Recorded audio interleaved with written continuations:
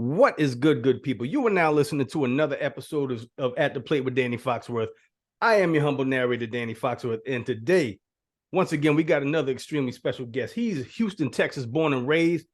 He is one half of one of my favorite podcasts on the planet, the Shoot from the Hip Show. Make sure you like, download, and subscribe to their podcast. I rock with them super heavy. And we got him on here to talk some hardball and some other things. Ladies and gentlemen, we got the Reese in the building. Reese, what's good, bro? Man, you can see I'm sitting here living, doing what I like to do. I like it, enjoying the weather. This is a baseball podcast, so watching baseball as we speak, actually. Man, which game you watching? The Astros and Twins. I know series usually end on a Sunday. I know they had a makeup game, so I'm not sure what this is about, but yeah, Astros Twins. Okay. So first off, we'll get into the Shoot from the Hip show. So how did you and V Montoya, the other half of the podcast, how did y'all link up? So me and him had always been friends. And we both kind of into the tech kind of gadgets and stuff like that. So it was a world where social media was evolving, Twitter was kind of taking off, and podcasts, as start jumping off. And people was getting to their own like little Twitter holes and communities where they thought, well, people like, you might not have anybody on your street that thinks like you, but there's somebody out there. So I think him and his old co-host found each other that way. I think from the black guy who tipped, I believe. If I'm not mistaken. Okay. And so they were rocking together, and they started doing that show. And as all great things must come to an end, and their thing came to a halt. And then my co-host, he didn't want to stop; he wanted to keep moving. So aside from all the tech and the gadgets and the music that we had in common, I typically say what the fuck I want, respectfully, but my opinions aren't very popular at a lot. And some people believe it's like they believe it's fake, but it's not. Sometimes you can always sensationalize stuff, but I like to, give my opinion, and I feel like I should better give my opinion, and we not agree, but still be friends. I'm not Jason Whitlock. I've been told all kind of shit from you a Trump supporter to, it just, not liking my favorite rapper, maybe you don't think Biggie is the king of New York. Maybe you don't think Tupac is the best. Maybe, maybe I did not vote for Trump, but if I did vote for Trump, they would probably, most people would believe that I would vote for Trump, though. Or I have, but I did not. All right, so make sure y'all like, download, and subscribe to the Shoot from the Hip show. Oh, and also, so it just so happened he was going through some different things in his life, and he started a new relationship, and so we both lived on the west side. We traditionally come from the south side of Houston, but for whatever reason, the world's aligned, and we lived in the same neighborhood, I would say. So okay, and that made recording so easy. So if y'all know, back in the day, we would drop them weekly. It was nothing for us to just be like, now we live on two different sides of the world. So I got you. It's hard to kind of knock them out like we used to. Yeah. But yeah, so we linked up, and we just kind of, what we typically would talk about, we just start putting it on wax, and we just kept it pushing. Dope. So now we're going to get into this hardball talk. So what were some of your earliest baseball memories growing up? Well, so growing up, where I came from in Houston, was typically the 90% black. I mean, 95% black. So being in a community that's predominantly black back then, it was all about basketball and football. That's it. And that's how I thought. And so a real good friend of mine, he played baseball. And so I went to watch him play one day. He was in his uniform, and it was intriguing to watch my friend play sports. So I watched him play sports, and it was like, man, I took interest in it immediately. And so my mom didn't have no money. So there was a preacher on the team. He actually paid for me to start to start playing. He bought my uniform for me. And then strangely enough, I had his picture somewhere. My team was the Yankees, which I now hate the Yankees, but that was about that maybe early child, maybe second, third grade, when I played, didn't even play T-ball, just started straight hard ball. So when I saw his uniform, uh, it was something that me and him bonded over. And then there was it, man. I was in, the Astros was my team, and I was watching everything I could watch. Baseball Saturday morning show. I was watching the road games because you would have to have cable to watch. It's not like it is now. Back then, here in Houston, you have to watch the home game. You had to have HSC, which was different from My 20. I don't know. Y'all might have a CW or My 20 or whatever it's called. Yeah. On in your part of the country. Yeah. That's how we watch the away games. Okay. So that's how I that's what drew me into the sport of baseball. Okay. What position did you play? Outfield. I always had speed. And that's crazy. Everybody gonna say, "Oh, I could jump out the gym." I was really, really, really, really fast as a kid. So I played outfield. And I'm left-handed. So Damn, other you than too? maybe first base, I don't think there's not an infield position that a left-hander can play, right? You can't play unless you play first base. Maybe first base. Or catcher, but yeah. And so getting into the Astros, so what were your first memories of the Houston Astros? That was a local team. I hated the uniform. I liked the orange and but when I became a fan, they had a most generic plain uniform, and it wasn't cognitive of Houston. It would just said Astros on it, and it was just white, and it had something down. So, I was watching them all the time. I watched spring training, and I moved to the more west side of Houston, and I had met my neighbor, he's a white kid. And then me and him we always watched baseball. I wound up going to my first baseball game, which was actually the New York Mets. Darryl Strawberry was there at the time. And I remember Darryl Strawberry slumping. He was batting in the low 200s. And every time he came to the plate, he'd pop it up and fly out every time. So summertime, I was a single kid, latchkey.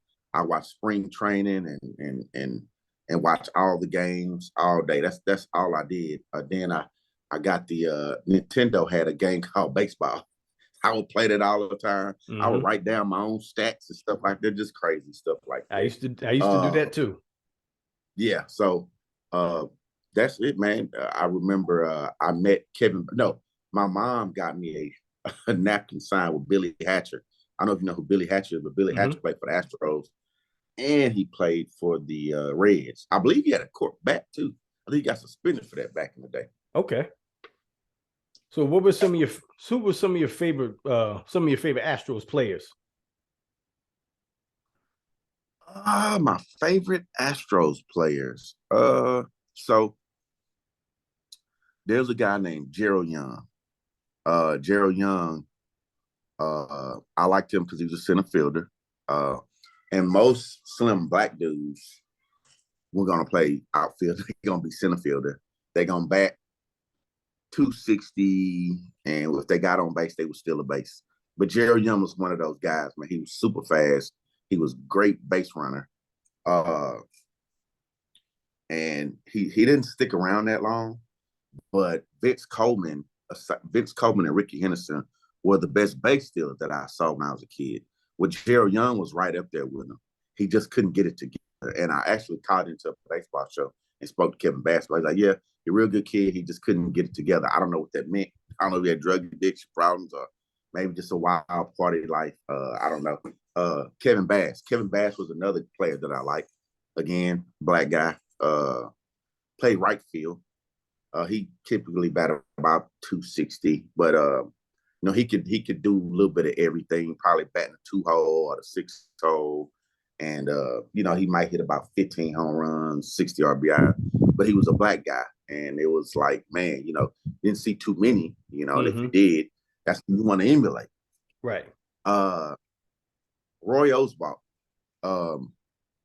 and because of traditional, well, sorry, not traditional, the way baseball is marketed, they always want Yankees, Red Sox, Yankees, Red Sox. So if you play for them, you're gonna be like, I give you Andy Pettitte, for instance. Andy Pettitte is a good pitcher. He played in the postseason. That's kind of where they say his claim. He's a great postseason pitcher, left-hander. He's from Deer Park here, in Houston. But Roy Oswalt never got the credit he deserved, I felt, and he was a shutdown pitcher. His body frame, he looked terrible. He didn't look like he was athletic at all. He didn't look like a Aroldis Chapman. He just looked like an old regular little square dude. But man, he could pitch. And Roy Oswalt, I felt like was one of the best pitchers in baseball in his prime. So that was one of my Jose Altuve. He was always one of my favorites. Altuve? Yeah. 5'7", man, can hit for power, hit for average. He kind of, when the Astros began I ain't gonna say it's a dynasty, but when they became, one of the best teams in baseball after being so bad for so long, he was like the best player on the team. And he clutch, it's depending on who you talk to, who's the best players in Astros history. Some people say Jeff Bagwell, Craig Biggio. Those are the two names that stick out the most. But Jose Altuve, you could put him 1, 2, or 3 with any of them guys, because what they didn't have, he's clutching postseason. And you could caught the cheating scandal kind of dampers that a little bit. But what I like about them winning again is no question marks. And even with the cheating, everybody steals bases. If I know you rub your ear, then you throw a fastball inside corner. Well, guess what I'm gonna get ready for? So it is what it is. Yordan Alvarez. The reason I like Yordan is he's a Houston guy, but more importantly, I've been watching first baseman, DHs, hit, but they never played on my team. Bagwell was there, but he sucked in the postseason. But Yordan, I remember sitting where I am now, and last season, man, I think whoever it was, the Mariners, I believe. Man, he belted one in the upper deck that won the game. Man, I almost jumped in the pool, bro. I'm telling you. So, yeah, man. Yordan Alvarez. So those are my favorite Astro players. Okay, just to tie into what you were saying, what were some of your favorite moments as an Astros fan? So, before I get to the championships, I'll say getting a new stadium. When we had the Astrodome, I was a kid when they said it was the 8th one of the world. It's supposed to be the first stadium that did all of this crazy stuff. But I went, and it was a large stadium, and I think that hurt the Astros as far as like home run. Now they got the short porch in left field. But that stadium was so old and outdated. It had AstroTurf. It didn't look like it didn't have a historic feel like some of the base. So when we got Minute Maid Park, it was like, man, I just felt that it had so much culture to it. It looks. I mean, even going there now, man, it just feels and looks so good to be in that stadium. So we had Towels Hill, which people hated. It was a little rising thing in the outfield. In the outfield, I remember that. That's what I like. So yeah, getting a new stadium. I told you when I was a kid, the uniforms sucked for that show for so long. Now the old ones were good, where they had the the orange and yellow. Yeah, those were cool. Which even maybe more popular in hip hop culture as well. But now going on to some plays like Jose Altuve, he hit the home run to beat the Yankees. Anytime you do anything to the Yankees, I'm excited. And I'm glad it was him. I just think he's a little badass player, man. He is. So the 17 World Series, I just to say that the Astros cheated as a fan of the sport, as a fan of the Astros, it pissed me off because I've seen tons of teams cheat. I've seen everybody trying to get an edge. I've seen the Yankees cheat. All of these teams had these steroid users, and that was all fine. But here you go, trying to take away from what the Astros did, knowing damn well the sport as a whole is dirty. Everybody's trying to get edge. So I think it put a damper on what my team accomplished. So I'm glad they were able to get another one. Yeah, and kind of solidify themselves as a great organization. Yeah, well said. Well said. So, who are some of your favorite non-Astros players? So this was tough because I like the sport so much. And as a kid, I used to be able to watch. I don't really watch other teams now, unless they're playing the Astros. Unless it's the World Series or the playoffs, something like that. Yeah. But as a kid, when I would watch, just like every football game or every Michael Jordan game, I used to watch every baseball game I could. And so for me, Randy Johnson, I think he was just a huge, intimidating guy, and he was left-handed. And they got that historic moment where he hit that bird. Yeah. You remember that? Mm-hmm. So so I hate that he wasn't able to get a title while he was here, because the Astros, again, going back to Biggio and Bagwell, as great as they are, and Kevin Brown, he just made them boys look terrible. They nutted up in the championship. But Randy Johnson is one of my favorite. He was an Astro, but he won titles with the Arizona Diamondbacks. Who don't like King Griffey Jr.? True story. Yeah. So in football, they call Walter Payton sweetness. I mean, King Griffey Jr. got the sweetest swing in baseball, ever, that we probably ever seen. Yeah. It was left-handed. And I mean, it was just a beautiful thing to watch. And he wasn't, you got to have muscles in your forearms and stuff like that to whip that bat around. But he wasn't the biggest guy. It just looked like art. It looked like the form just so sweet. Yeah. And again, he's a center fielder. So as a kid, I love center fielders, man, because that's what I played. Tony Gwynn. Oh, 100%. Yeah, Tony Gwynn. I just felt like he just mastered the art of hitting, and not power, because that just wasn't his game, but to just go up there and just be able to, at almost 40% of the time, to put the ball in play and get on base. And back then, that's what they wanted from their two-hitter, and he mastered that. I mean, hitting in the high 300s all the time. Yeah.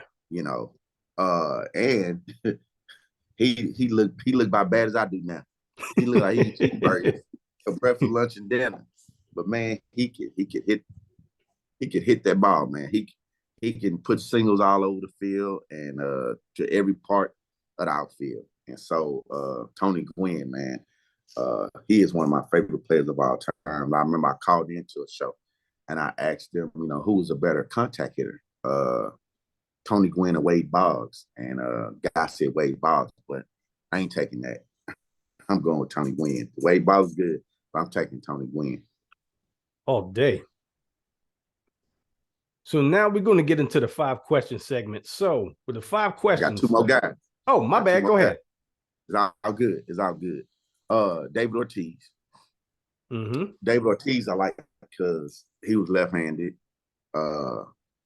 and he was a Red Sox, which, again, if you go against the Yankees, I hate the Yankees. So I'm glad he was able to torment the Yankees for a long time. Now, he's never been linked to steroid use, which I'm kind of glad, but it wouldn't be out of the realm if he did. Mm-hmm. But I've always been a fan of David Ortiz. I thought he was a classic guy. And lastly, Ricky Henderson. I love stolen bases. I thought If you can get on base and irritate the pitcher, you messing them up with the plate and you turning single to a double, and for that second or third guy coming up, that was an automatic RBI because that leadoff man is coming home. But I mean, to steal that many bases, man, back then, man, it's crazy, man. It's a lost art form. It's like the stolen base to me is like the mid-range shot in basketball. It just people don't do it anymore.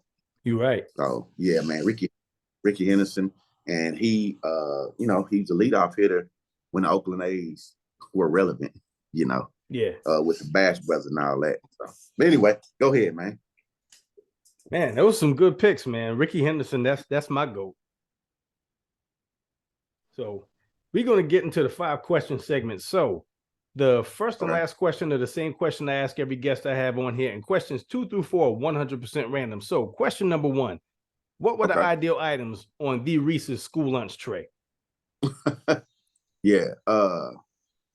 Man, probably you had the milk, you had the juice. The juice for me. I'm not a milk guy, never liked milk. They had a little fruit tray. And to be honest with you, I can't. I know I hated that pizza. Really? I hated that pizza. Okay. Oh my God, I felt that. When I was a kid, I felt that pizza was like government cheese. It was like it was handed to poor people to consume. So other than that, I really don't remember what they served us. I know I gave my pizza away on pizza days. I did not like it. So I'm trying to figure out because I think everybody's school lunch was the same. I just don't remember what they used to give us. Do you like what were our other options? Because reason I'm asking you that because I heard you ask another guy that when I was getting ready for this. I heard you ask somebody that. I'm like, man, what? I don't even remember what I ate, but I know I hated that pizza. Now I liked the orange juice, and I liked it was a little tray of fruit, like a fruit cocktail. I like that. Yeah. So question number 2. If you were a baseball player, what would your walk-up music be? Oh, probably, and I'm from the South too, but that DMX intro on that is dark and hell is hot. Probably that. I don't know if you know what I'm talking about. Good call. Yeah. Yeah. All right. Question number 3. What is your method of cooking a good-ass brisket?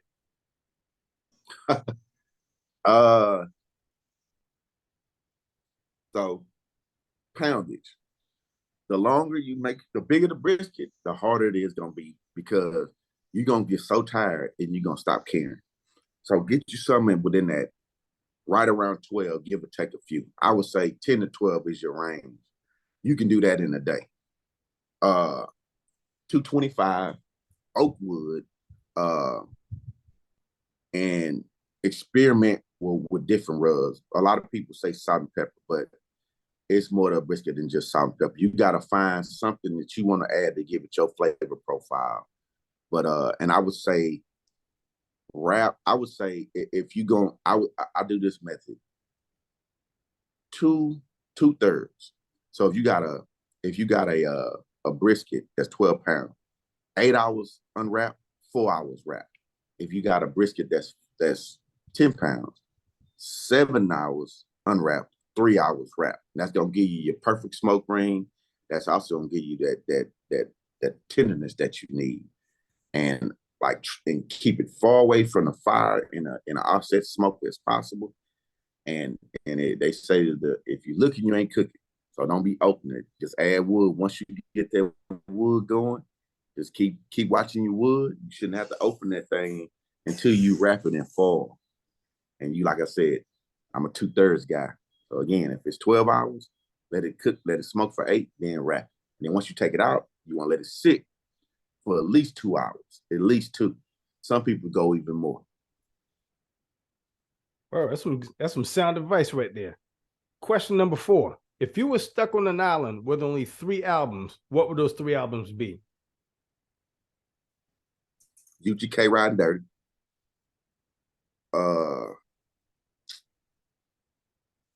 UGK Ridin Dirty. I'll probably go. Man, this is rough, man.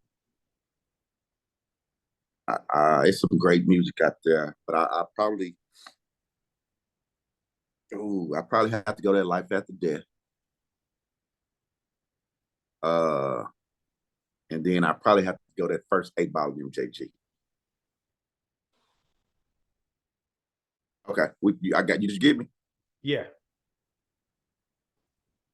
You need me to repeat them albums? Yeah, go ahead. Okay, the UGK, Riding Dirty, the 8 Ball MJG, the first album, and I probably go with that Biggie Life After Death. Word. Some strong picks. I'm liking that coming out hard.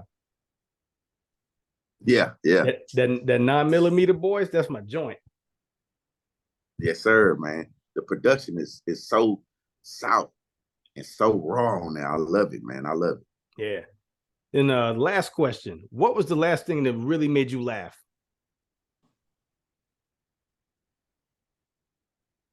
The last thing that made me laugh. Wow.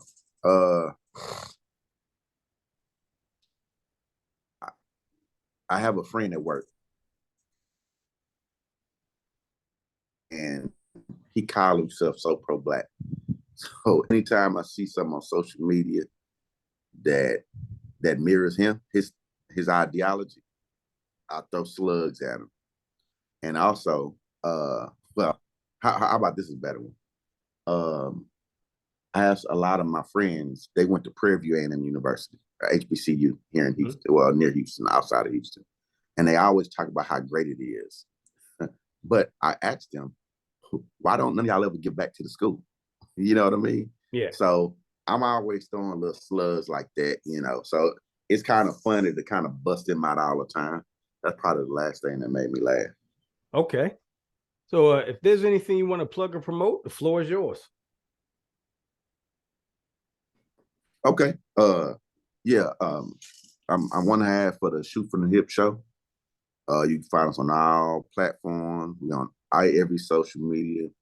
Website is shootfromthehip.xyz. On Twitter, Instagram, I am at MANN_AT_ARMS on Twitter. Yeah, man. So just like, share, and subscribe. We got a YouTube channel going. If y'all check that out, you might like it. Then you might find that you don't like me that much. But nevertheless, like it or dislike it, and share it. Tell somebody. Comment. Get some conversation going, man. So that's it for me. Word up. Man, if you're still listening, I appreciate your ears. Make sure you like, download, and subscribe to the Shoot from the Hip show. Make sure you like, download, and subscribe to At the Play with Danny Foxworth. And for the Reese and myself, till next time, y'all be good. 3 strikes.